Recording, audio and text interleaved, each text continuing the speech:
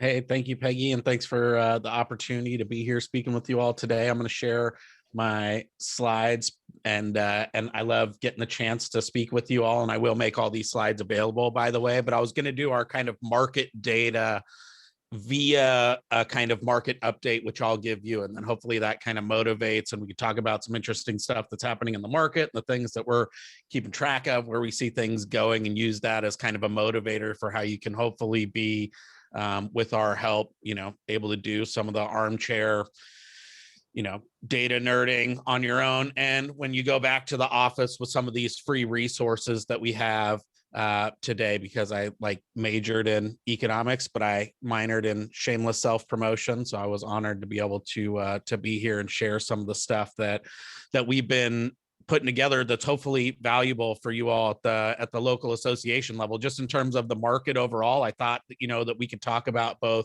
the kind of broader improvement and whether housing is in another bubble. Because on the one hand, I hear that folks say that either we're on the precipice of the market tanking again, and there's going to be a bunch of foreclosures coming down the pike when all these moratoria expire and things like that, all the way to the opposite end of the spectrum, where things are going too good, and the housing market's now in another bubble, and for a different reason than maybe the naysayers, but we're again on the precipice of 2008 all over again. So I wanted to walk you through the kind of hard data that we see at the state level, and talk about some of the challenges that are still out there and what the forecast looks like, and then show you kind of how you can drill this down into your own neck of the woods, and the resources that we have, that the goal is much like with our strategy for the individual members as well, is to kind of make you guys the heroes, give you it's not about the taking credit part, it's about making the members ultimately successful. So whether you guys are putting this stuff up or we are or whatever, the goal is to just get the information disseminated and help our members make more money. And to that end, we have a bunch of resources that you can use, not just to take our stuff and send it out, but maybe embed on your website, or just pass off as your own, the way that our members would, and giving them stuff to embed in their newsletters. When you look at the kind of broader numbers that our members are up against, the kind of general nerdy macro stuff is all conducive to business getting better in general terms. When you look at the public health numbers, we're down below 2,000 cases a day.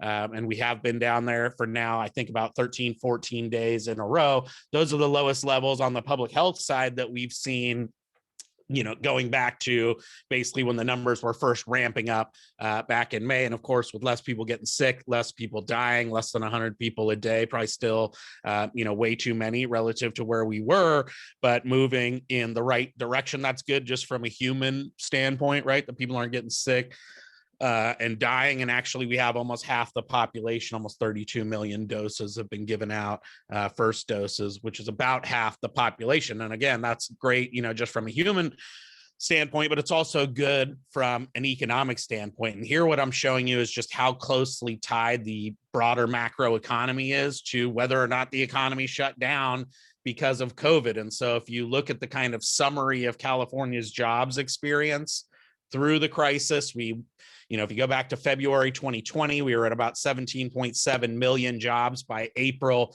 we had shed 2.7 and change million of those jobs. Then the economy started to open up after that fierce initial 2-month lockdown. We started adding, almost 1.1 million jobs back by November. That was when things really started to get bad on that previous chart, right? That's when we saw that big spike in cases. We had to reclamp back down on the economy. And very quickly, we went from adding 1.1 million jobs over the previous 6 months to then shedding almost 200,000 jobs, or a little over 150,000 jobs at least, for that subsequent 2 months. And lo and behold, as the numbers improve, we go right back to a mode of adding almost 300,000 jobs, which is where we were through the end of March. And I think we'll get the April numbers on Friday. So still a long way to go, but you can see just how much the kind of public health side of this thing matters for the broader economy. And these are the kind of economic numbers that are really represent where the rubber meets the road for us in housing, right? Because when people have their jobs, when they're making money, when their hours get restored, or they can finally get that raise that's been put off for ages, or Jeanette's bringing on more temps. Those are people who can go out now and spend money in the economy that wouldn't have been able to before, and that is good from housing. The good news is that's happening in your own backyard, no matter where you are in the state. I know you can't read this chart, but suffice it to say that after every area losing jobs, the yellow stuff, every area is now back to recovering jobs, and that's the green stuff. We're somewhere on the order of about halfway there for the kind of overall economic improvement. Of course, people are panicking about rates because they're now almost 3% instead of 2.6%. I always advise people to kind of channel their inner Ira Levine. I'm the son of a guy who was always walking around bragging about his 12% mortgage rate back in the 80s. And I think from that standpoint, rates are still a tailwind, right? I think the second best thing to all-time low rates at least from a buyer sense of urgency standpoint is the fear that rates in the future are going to be higher, right, to get people moving off the fence. So again, I don't think buyer demand is going to be the issue this year. Rates are still pretty low, and we have those economic numbers that are moving back in the right direction. And of course, with more folks getting the shots, less people getting sick, the economic recovery is likely to gain momentum further throughout the course of this year. Of course, you could see this all turning into big growth in mortgage applications. In fact, this is a typo. We just had our 50th week of consecutive growth where the buyers, and this is just purchase applications, so we already got rid of all the refis, right? But we've had 50 weeks in a row now after that big lockdown back in April and May of last year. We went pretty much right back to a growth mode because we had a lot of structural changes in addition to those economic improvements, those low rates where our homes are now more important to us than ever before. We have flexibility to not have to commute to the city every day. And so a lot of those long-term high-income renters finally made that jump into home ownership. One thing to keep in mind when you read about like 60% growth though in mortgage applications is that although they're up, that growth rate is exaggerated by the fact that this time last year, mortgage applications were falling off a cliff, right? So you want to kind of be a little bit wary about assuming that the market's growing by 60, 70% and throwing it in cruise control, right? And just assuming that we're going to have this groundswell of new membership because the market's just growing hand over fist. Yes, we are growing, but part of the growth rate is exaggerated, right? And I think, our members actually need a lot of help. And we can talk about that in the context of the productivity stuff. Yes, mortgage applications are still pretty high. So we are seeing robust buyer demand, but it's just not the level that, and especially we want to warn our members off the temptation to throw it in autopilot when they pick up the newspaper and read 75% increases in mortgage applications and things like that. And you can see that here, that yes, sales are maintaining strong momentum through March, right? We were up almost 20% from the same time last year, but we're not staying at that 510,000 unit pace that we were at back in December, and primarily due to a lack of inventory, but for myriad reasons. Although we want to be confident, we don't want to be overconfident, or I guess, optimistic, not overconfident is probably the mantra that we want to be singing, especially again, as we start to, even at C.A.R., report on really good numbers. This is our weekly sales numbers, right, that we're doing in the MLS every week. And you can see they're going up by 65, 75, almost 80% on a year-to-year basis. Part of that is because, again, they were falling by 40 and 50% at this time last year. So yes, sales are strong, but no, our members can't just kind of kick back and phone in the rest of the year from a beach in Hawaii and expect this groundswell of sales to carry them. We are seeing broad-based growth, just like the jobs numbers I showed you, and kind of contrary to what you read in the newspaper, that we're even seeing growth in like the core Bay Area and the core of Southern California. It isn't all just folks buying houses in Big Bear and Tahoe. And, yes, we are seeing kind of markets with bigger homes and more available inventory doing well, but we're also seeing the really expensive markets doing well too, which is a good thing for all we hear about everybody kind of jumping ship and leaving California. Those markets that have a lot of high-end homes, second homes, vacation homes continue to do well, and you can see that 2 million and up continues to do, head and shoulders better than the rest of the market, with 1 to 2 million and 750 to a million running a kind of distant second and third behind that, but certainly well ahead of the rest of the pack under 750. And that is one of the reasons why we're recording such robust price growth, right? We set a new record of almost $760,000 back in March. April looks like it's going to have another record price, but we're seeing prices go up by almost 25% on a year-to-year basis. And as all the folks who, work for wages and salaries on this call know, unlike our members, wages and salaries aren't going up by 25%. And so that is, why it's great for those of us who already have our foot on the property ladder and we're accumulating all of those great benefits that we tell our members to tout about the value of home ownership, right? But for folks who don't have their foot on the property ladder yet, they're falling a little bit farther and farther behind the 8 ball. So it's a double-edged sword, right? You're able to convince sellers maybe, or have a good case to make at least to sellers to put their homes on the market. For buyers, it's like, we're gonna, do the best we can, I guess, is kind of the mantra there. And part of it is because we're selling a lot of 2 million and up homes. So that is dragging up that median price, but there's also just a ton of competitiveness out there, right? We set new records, both for sales to list price, with the median home selling 2.2% above list price across the state. That means that 50% of the homes sold last month for, with more than a 2.2% premium over list. And similarly, on the days on market, it's taking a median of 8 days to hit the MLS and go pending, which is pretty incredible, right?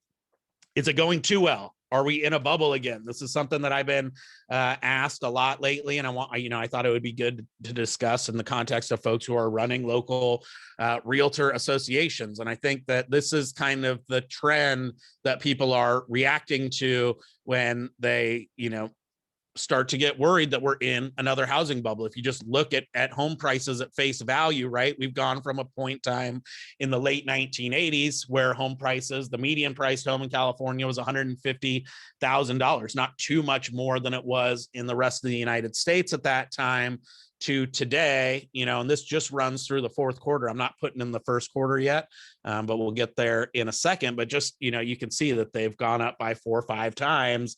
And that is pretty scary just to the naked eye, right? Over the last 3.5 decades or whatever that is, phenomenal increases in the cost of housing in California. But keep in mind, that this has also been a period that has been marked by pretty much consistently declining mortgage interest rates. Again, if we go back to the late 80s, early 90s, we were, averaging double-digit mortgage interest rates, and have, we've had periods where rates have gone up a little bit and spiked before they started going back down. But in general, over the last 35 years or so, we have seen rates consistently trend downward to an all-time low of 2.6%. Last year, they were up a little bit, but that creates a lot of extra purchasing power for consumers, right? That they can now offer more money for the same exact home at lower rates without affecting how much it costs them on a monthly basis and screwing up all the kind of debt to income ratios and all of that stuff that the mortgage bankers care about, right? And unfortunately, in an inventory constrained market like California, that rarely results in like monthly savings, right? The consumers don't just pocket the reduction in rates and go, oh my gosh, we saved a bunch of money. Now that house just cost me less. No, we're so inventory constrained, and we saw how competitive the market was. Buyers have to put their best foot forward. So if you can afford to offer more money, you typically do. And that tends to pump these prices up as well. The other thing to keep in mind is that since the 80s, we've had, slow and stable inflation for the most part, likely as a result of those super high rates that it took to really get inflation cracked down on. But still, we've seen prices for just basic consumer goods almost triple over that time. Nonetheless, it's not taken 2 or 3 years to triple like it was when we had, 18% interest rates, because we had like 12, 15% inflation. But we have seen just the cost of everything from wages, from utilities and gas, et cetera, go up substantially over that time. What it all means, this kind of technical economic jargon and nonsense, is that when you actually inflation adjust the monthly mortgage payment, not the price, but the payment that home cost you, depending on where rates were at any given point in time. And I'm expressing this here historically in 2020 dollars. So as if we were, took all the inflation out and everything is just at the same price levels that they are at the end of 2020. Well, you can see that we aren't particularly overblown relative to where we were at, from a historical standpoint, which is that bluish kind of straight line there. That's the 30-year pre-bubble average of what the real, right, inflation adjusted mortgage payment was, and has been historically for a long time. And in fact, the monthly mortgage payment on the typical home is actually cheaper today than it was at the end of the 1980s. The composition of that payment has changed, right? We went from a time when it was $3,800 or $3,500 in the late 80s. That was because we had low prices and really high rates. And now we have really high prices and really low rates. But that doesn't mean that the level of that affordability is any more overblown than it has been. It's certainly not the almost $5,000 a month that it was at the height of the last bubble back in 2006, 7, 8. So, that's one strike against this argument that we're in the midst of another housing bubble, is that a lot of this stuff can be explained just by the fact that rates have gone down a lot, increasing purchasing power, and that inflation has gone up a lot. A lot of this increase in prices are explained by those two simple factors. The third one I want to introduce is what's happened with incomes, right? Because it's not just what the median payment is, it's how much money people make to be able to make those payments. And if you take that $3,200 a month mortgage payment and you compare it to where median household incomes are, it's at 43% in the first quarter of 2021, which is higher than what it would be if you looked at another state, right? Like Florida, Texas, Nevada, they're all down in the kind of, 25 to 30% range where it should be. But that doesn't mean that this number is inflated and in bubble territory. We're on the precipice of big price declines. Again, once you throw in those incomes, we're basically back to historic levels of unaffordability. We're not any less affordable than we typically have been in California, going back when you look at interest rates, inflation, and what people actually make. That doesn't mean that we're not at risk, right? That there's never going to be any price declines, but it just means that we're not at the levels that we were at back in 2006, as an example. We can look at this kind of thought experiment in reverse and say, instead of looking at prices and seeing how much is explained by these other fundamental factors, we can start with those fundamental factors and just ask a simple question: what should prices look like, right? We know how much money people make. We know what interest rates are. So on that basis, if people were spending the kind of right amount of money on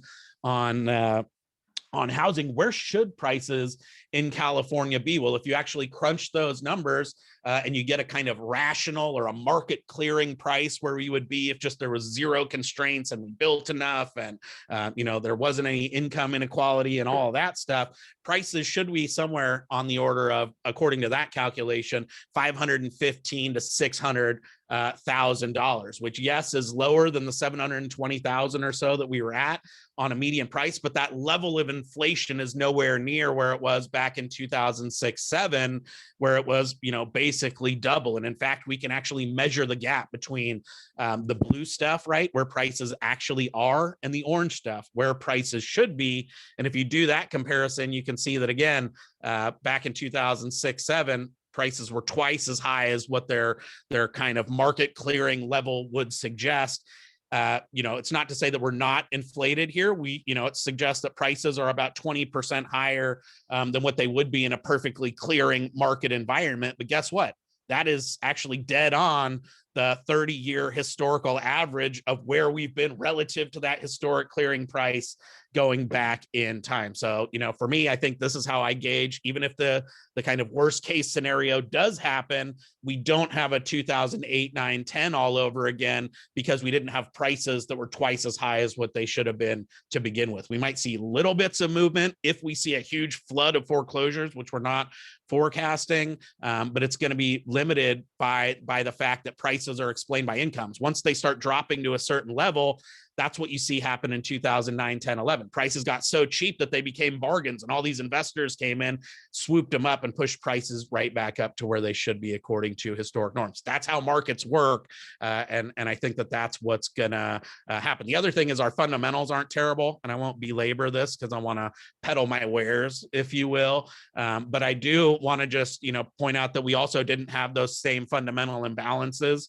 that we had in the market last time. I think I joked when I was at the last AE seminar that coming into this crisis, my 10-year-old daughter would have said the bones were good, right? We didn't have everyone in a 5-1 option arm where their mortgage payment was going to double overnight and all that stuff. Jordan, we have a question. Yes. David Kissinger writes, prices may not be overblown. However, relative to growth in real wages over several decades, housing prices are way high, which disqualifies a lot of buyers. Yeah. Why is the wage growth so low? Yeah. And are there signs that it may change soon? No. Yes, that's a great question. There's been a huge increase in inequality over this time period, and we've really seen a hollowing out of the middle class. So what you have in California in particular is a surge in very high wage jobs, 6-figure income earning jobs in things like technology, technical consulting, where I used to work, all that kind of stuff, and also a surge in the service sector economy. California's, kind of tried and true industry, in addition to tech and all that, is tourism, right? So our bars, our hotels, our restaurants, and all of that stuff. And so what we've seen is that the folks who are in those kind of high productivity, high demand industries continue to do well and buy homes and push up home prices. And fewer and fewer folks are able to actually afford housing. And that's why if you look at things like our housing affordability index, you'll see that it's absolutely taken this on the chin, that we're really failing to be able to deliver on the American dream. But it's due to kind of broader structural changes in the economy that really have kind of hollowed out, and also been exacerbated in some ways by housing itself, right? Housing in a lot of ways is responsible for this hollowing out of the middle class, because we've had a lot of folks leave California, and in general, they're not leaving because of high taxes, they're leaving because of the cost of housing. And so if you look at, the occupations of folks who leave, it's like middle management, it's construction workers, it's police, firefighters, teachers, all the like kind of middle class jobs. And so then what ends up happening is that we've skewed more and more towards a barbell economy, right? Where we have all these folks down at the kind of low end of the wage spectrum, and, that are servicing basically all of the people who live here and work in the high wage industries, and that has led to an erosion of housing affordability in general, even as we see the kind of folks at the top end of the spectrum make a boatload of money out of housing. So I don't know if that answers it, but I think that it's a structural thing, and automation, and this is kind of stuff that's been decades in the making, and just the way that our economy's been changing. And it's happening to a greater extent in California because we also have feathered on top this housing supply crisis. I agree. Great question.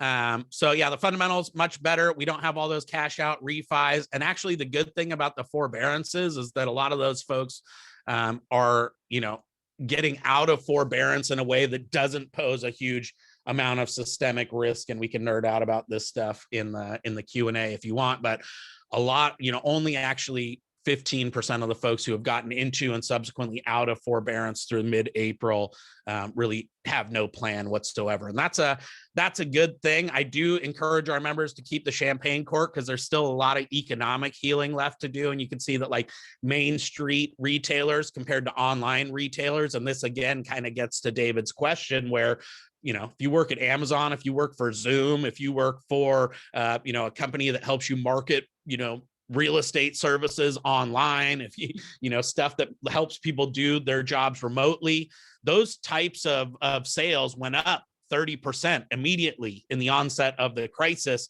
whereas the kind of Main Street traditional businesses really bore the entirety of the brunt and are only now just finally getting back to those kind of pre-crisis levels. And again, this is like kind of that dichotomy where we're having this K-shaped economy where the folks at the top end in demand jobs do really, really well, and everybody else is kind of scrapping to hang on for dear life. And you can see that not just in the jobs numbers that I showed you, but here in the retail stuff as well. In fact, there's still almost 2 million people in California on one form of unemployment or another, whether it's the traditional or the pandemic unemployment stuff. And again, that limits job growth or wage growth, David, at the bottom end of the income spectrum, right? Because when you are working at a hotel or a restaurant or a bar, even if you're a manager at a bar or something like that, it's really hard to go in and make, wage demands in an environment where there's 2 million people out there, lined up ready to take your job, without a worry. And so there's this kind of growing insecurity at the bottom end that also precludes more kind of robust wage bargaining at the bottom end. In particular, if you're in a job where there's more demand for your skills than there is supply, then traditional Econ 101 takes over, and those are the ones who see big wage increases. Even if you just look at the straight up W-2 type payrolls, we still got 1.5 million jobs to go. And the biggest thing holding our members back, honestly, is the inventory. And that's where hopefully all this data that I'm about to show you can help out, because we're seeing listings fall by more than 50% on a year-to-year basis, and that's pretty consistent across the state. And that's why, again, to David's point, that even if we're not in a housing bubble, that doesn't mean that the typical Californian can achieve the American dream of home ownership, right? And so that is a problem, especially for our communities of color, right, where you're less than half as likely to be able to afford a home as you are in the rest of the United States. That's why people leave. That's why we get even less wage growth. That's why we get even worse housing affordability. And that was before rates were going up, right? And I won't beat this one to death, but rates probably will continue to go up a little bit higher, probably to about 3.5% or so over the short run, meaning by the end of the year, maybe to like 4.5% over the 3-year kind of time frame. And that's just going to exacerbate the existing affordability issues that we already had. That's why people are leaving, right? 261,000 people on net left California last year. And we had our first year where our population actually shrank in the 120 years that census has been tracking California's population. Of course, we can draw a straight line from there to our new construction. And I'll just let you take these away, and I won't beat them to death, but this is our whole dubious record on housing affordability. We're dead last for poverty. Once you take into account the cost of housing, second worst for overcrowding, second worst for rent burden households. So that's why, even though we're optimistic about the market, we're not overconfident. We want our members to keep their foot on the accelerator, because we're forecasting still that the market's going to grow by 11.2% this year. But we're not going to be able to maintain 510,000 unit pace. It's only going to be about 460,000 units, even as prices continue to go up and affordability continues to go down. Why I kind of spent so much time going through the market stuff is because I think those are the types of data-driven conversations our members need to be having with their customers. This was obviously a statewide kind of perspective,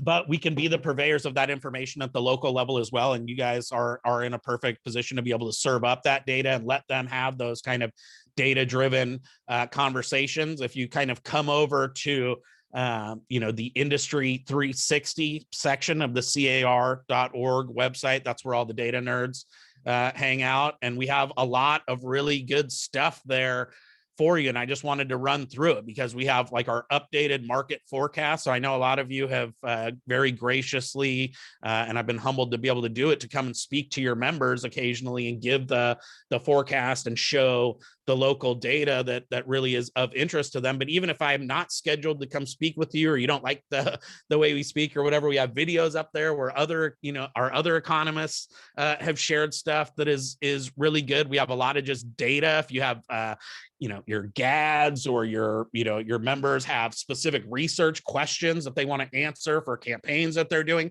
we have weekly updates where we're providing every week what happened in the market, what new data came out, what does it say, what do we think is then going to therefore happen in the coming weeks. A lot of it is kind of camera ready and shareable, so you can share it on your websites and your newsletters, on your Facebooks and Twitters, and all of that. If you like these nerdy presentations and you want to find out about the macro stuff, again, even if I haven't done one for you, chances are I've done one for somebody else recently. You can go get the latest and greatest slides on interest rates and GDP and jobs and unemployment and all that other nerdy macro data. We have a lot of good survey research, and we're putting out infographics with just little tidbits that help our customers have, or our members, which are our customers, have those conversations, with their clients. We got a lot of custom capabilities. If you call and say, hey, someone's going to put in a transfer tax in my area, we could look at that for you, right? Oscar has a lot of stuff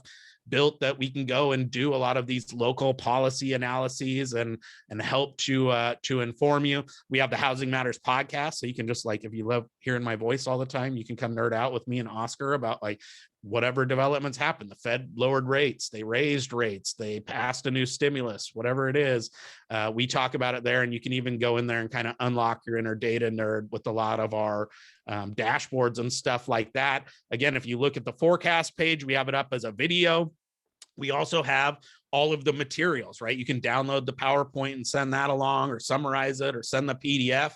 You can go watch the video on YouTube and share it that way. So we have a lot of ways that kind of, you can be the purveyors of this and embed that on your stuff. If you go to like our data and statistics, again, we have a lot of data that you can use for your planning, for your strategic planning stuff. And or if you have specific questions, I wanted to highlight too, because a lot of the questions we get asked is like historical data, right? And we have both our historical housing data, which we update every month, and every year we put out a new annual historical data summary. If you look at our historical housing data, we have prices for almost every single county in California going back to the 90s, or in some cases even earlier. So you can do stuff like those kind of affordability calculations and other stuff that we were talking about before. Yeah. And share all this stuff with the media, Evelyn. If you want to, if you get calls from reporters and they say, what was prices like in the 90s? What was it like in the 2001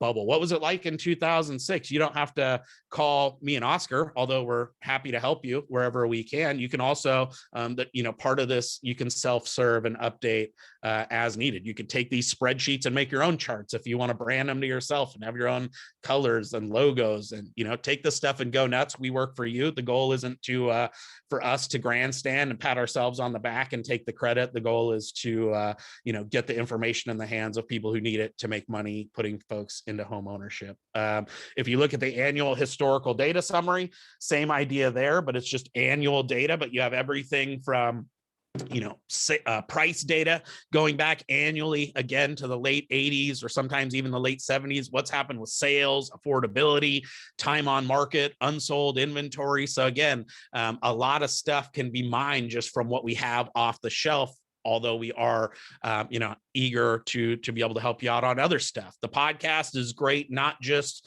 for you guys to listen to and to educate yourselves and educate your members. Like, we don't care. You can take this SoundCloud thing and like actually embed it on your website the way that we have it. You could be like, hey, we have a podcast, a real estate podcast, whatever. It gets a lot of traffic. We have our weekly update. And I think the same thing there is true. If you go to our market minute page, right, you can read this and it's there for you to read, obviously, every week, and to find out what happened with weekly sales and mortgage applications and forbearances and all of that stuff. But if you actually look on the right-hand side, you can download, Georgia puts this into a beautiful weekly infographic that summarizes our weekly survey, our weekly MLS data, and then also on the backside has the full weekly write-up of that and all the other stuff. So you can download that, you can share it. It's like a gorgeous camera-ready thing. You can download the slides, you can download the weekly survey slides and share those with your members, and you can even put that on your website or whatever. Same thing with all of these shareable reports we have. Yes, awesome. So Adina's already sending it to you, so you don't even have to go to the website. Thank you, Adina. But we have like this monthly market overview report, and we're doing this at the city level with plans to expand to the zip code. But like we have it even for like obscure, tiny little cities like Templeton next door to where I live that are only doing 12 transactions a month, where you can see what's happening with sales, what's happening with prices, inventory, market competition. We have these buyer's guides, which again is for Lakeside, California, which is another tiny obscure town where I grew up. In San Diego County, right? Which again, only has one bedroom house currently on the market, but we still have data and are able to kind of report on pricing, and again, facilitate a lot of those conversations. Like, what do down payments look like on a $539,000 home, 2-bedroom home in Lakeside, California? Well, yes, if you want to put 20% down, it's $108,000, but with only 3% down, right, or an FHA loan, you're talking about less than 20,000. So these are the types of hopefully tools that let our members have those conversations that actually lead to them making more money. And they're, of course, gorgeous. Georgia did a great job of taking the nerdy data and making it consumable and beautiful to look at. If you go to our kind of interactive data section where we have a lot of dashboards, one of which I'll call out for you here, but you can actually, do a lot of your own analysis. In fact, if you go to our home price fundamentals dashboard, and again, I'm doing this for Humboldt County, which I'm just picking on all the places where I either live now or used to live. But you can do a lot of that same fundamental analysis, right? And looking at home price fundamentals, where are median prices? Where are incomes in that region? What do the payments on homes like that look like at current interest rates, and how does that impact affordability? You can actually do that again down at the county level. We have this for every county in California for which we have access to your MLSs. That's the kind of shameless plug to let us into your RETS feed if you haven't already, although I think everybody has now. But just a lot of really cool stuff that either is shareable and makes you guys look like the hero, educates the members, educates you relative to what's happening in the marketplace. And that is where I kind of wanted to end with my last example, if you will, and use it as a kind of a teaser and a preview, and to kind of throw out a question for what your appetite for something like this would be. And that pertains to our annual membership survey. So if I go out of my slides, and hopefully give me a nod if you can now see my dashboard. Yes. Okay, cool. So this is a dashboard that we've made, and actually I'm in the process of updating this for 2021, but this is a dashboard that we made of our annual member survey, where we survey about 5,000 of all of our members and just do basic kind of demographic profiles by race, by ethnicity, age. But what's really cool about interactive dashboards is that you can is that all of these charts talk to each other, right? So in and of itself, it's really interesting to know that 3% of C.A.R.'s members are Black. 8% identify as either other or multiple race ethnicities, that are 11% are Asian Pacific Islander, 13% Latinx, etc. We can go through and do really cool stuff, right? Compare that to just like the state population. We can compare it to what we see on the board of directors. We can compare it to what we see in other states. There's a lot of cool stuff that we can do. So just knowing that information in and of itself is really cool. But the other thing that is great is that these charts are able to talk to each other. So we can see that for our membership at large, these are the racial stats. This is the median age. This is productivity numbers, gender, et cetera. But what's really cool is that you can now make these talk to each other. So we know that the median age for the membership at large is 58. How does that look for our Latinx members, right? They're younger, right? We can see that they actually did more sides on average than the population at large. You can see what happens to the roles, right? That in the kind of Latinx segment, we have a bigger concentration that are just straight up sales agents and a smaller percentage that are brokers, right? What if we want to drill down further and say, okay, show me just Latinx and show me just Latinx brokers, right? Then you can start to do some really interesting stuff, right? And so again, there's a lot of really powerful things that you can do with data. And these are some of the things that let us really kind of design programs and things like that, right? You can do things like Woman Up comes, out of data analysis, right? If you look at just the female respondents, right, you can see that, again, bigger concentration on sales agents, smaller concentrations on broker owner. This is how programs like Woman Up come about, because we see these gaps and then we can act deliberately to try and close them. And so where the kind of where the pitch teaser question part of this comes in, and where I'll end this is, one of the ideas that I was pitching to Emily and Adina for next year is to collaborate on this membership survey with you all. And so one of the things that's really easy to do, and kind of in the spirit of all the other data that I already shared with you, would be to work in partnership with you all to promote our annual member survey, where we go out and ask these basic questions about demographics and things like that, and offer, be able to kind of offer a quid pro quo, where if we could get some kind of a minimum level of participation from each of your associations, right? Like, hey, if you get 10% of your members, or whatever some threshold would be, probably not 10%, honestly, that would be a dream. But, just as a hypothetical, then what we could do is take these dashboards that we build and now be able to build in a drop-down menu, and to be able to say, okay, now show me this for Arcadia AOR, show me this for, whatever your association is, so that we could then take it just one step down. Because I think you would win from being able to have access to this data and leverage all of our kind of technical expertise, because again, you'll notice that you don't need any kind of data expertise to be able to play with this, right? We took care of all that stuff on the back end. You can just, if you know how to use a mouse, then you can kind of come in and start to say, what do brokers look like? What does white look like, right? And so you would benefit from that, and we would benefit from you helping to drum up more responses that would make this tool even more robust and give us even more confidence when relying on these numbers. We get 4,000 or 5,000 anyway, and that's pretty good. But the more people that fill it out, the more bulletproof the analysis that you can kind of do. So that is where I'll kind of end the shameless self-promotion. I'll remind you of my email real quick, which is jordanl@car.org. But I'm curious to know, if you have any questions, if any of that stuff's interesting, if there's other stuff that we aren't producing that we should be, because again, we work for you, and we're just here to help you out. So thank you so much to Peggy and Adina for letting me be here, and thank you all for your time and letting me get that mileage out of my minor and shameless self-promotion. If anyone has any questions, please feel free to unmute yourself. We do have a little bit of time left.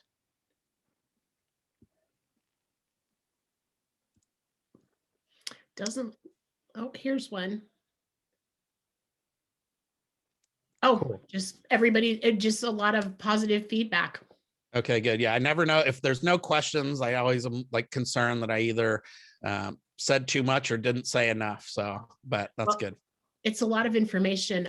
Aubrey would like to know if they can include stats in press releases for local markets. Absolutely. Yeah, we do our monthly sales and price report. So you can do that at the county level and certainly, reference any of that data. And if you download those city level stuff, like you could make your own press release. We just don't, because there's so, there's like 600, or I think there's like 400 and something cities that we produce those monthly reports for. And there's some small ones. We limit it to ones that had at least 100 transactions last year. Otherwise you get really small numbers of transactions. And so the numbers are all over the place. But you can make your own press release and say, hey, here's what happened in our 5 cities, right? And here's what's happened in our, yeah, please. I mean, the goal is, again, not to pat ourselves on the back, but really just if the information is useful, that it gets out there to the people who need it to deliver on that American dream. Great. Thanks, Jordan. Lots of positive feedback in the comments. Awesome.